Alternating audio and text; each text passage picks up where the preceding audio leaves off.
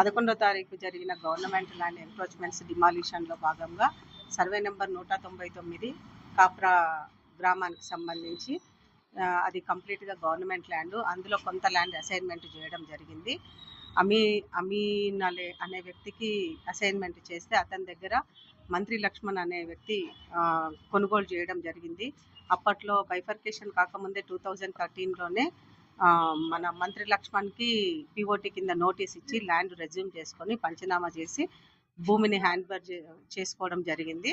దాని తర్వాత మొన్న రీసెంట్గా ఎలక్షన్ 23లో భాగంగా మొత్తం 15 గుంటలలో షెడ్యూల్ నిర్మాణం చేసి దాన్ని లీజ్కి ఇవ్వడం జరిగింది. ఈ జనవరి నెలలో కంప్లైంట్ ఆధారంగా తీసుకొని గవర్నమెంట్ ల్యాండ్ ఎంక్రోచ్మెంట్ అవుతుంది అని అంటే పోలీస్ ఫోర్స్తోని డిమాలిషన్ చేయడం జరిగింది.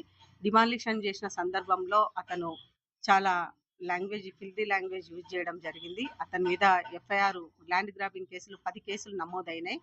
అతని మీద ఆల్రెడీ మళ్ళీ ఇంకొక ఎఫ్ఐఆర్ బుక్ చేసి పీడీ యాక్ట్ కింద కూడా అతనికి చేయమని చెప్పేసి రిక్వెస్ట్ చేయడం జరిగింది. దానికి కలెక్టర్ గారు, సిపి గారు స్పందించి అతని మీద ఉన్న కేసులన్నీ తీసి పీడీ యాక్ట్ బుక్ చేసి 1 year జైలు శిక్ష కూడా వేస్తామని చెప్పారు. కంపల్సరీ రిమాండ్కి పంపిస్తామని చెప్పారు.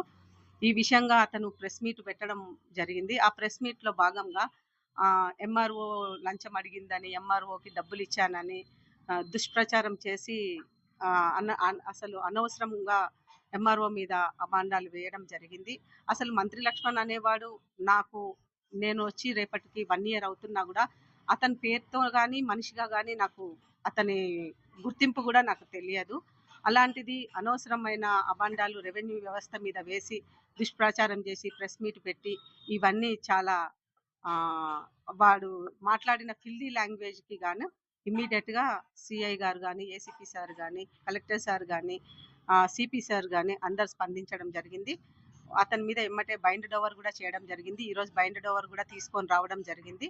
దానికి బైండ్ ఓవర్ సిఐ కుషాయిగూడ గారు తీసుకొచ్చి బైండ్ ఓవర్ చేయడం జరిగింది. అతని మీద పీడీ యాక్ట్ కూడా నమోదు చేస్తామని చెప్పింది.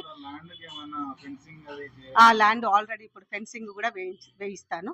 ఒక 2-3 daysలో ఫెన్సింగ్ కూడా వేయించడం జరుగుతుంది. ఎందుకంటే అది చాలా కోట్లలో విలువైన భూమి. 15 గుంటలు కాపురాలో అంటే అంత ఈజీ కాదు. ఈజీ మనకి ఆల్రెడీ కాపురాలో నేను 5-6 ఫెన్సింగ్లు వేయడం కూడా జరిగింది. సర్వే నెంబర్ 104 కానీ, 583 కానీ, 510 కానీ, 586 కానీ, డిఫరెంట్ చెర్లపల్లిలో సర్వే నెంబర్ 30 కానీ, 125 కానీ, ప్రతిదీ చాలా జవహర్ నగర్లో కానీ చాలా ఫెన్సింగ్లు వేయడం జరుగుతుంది.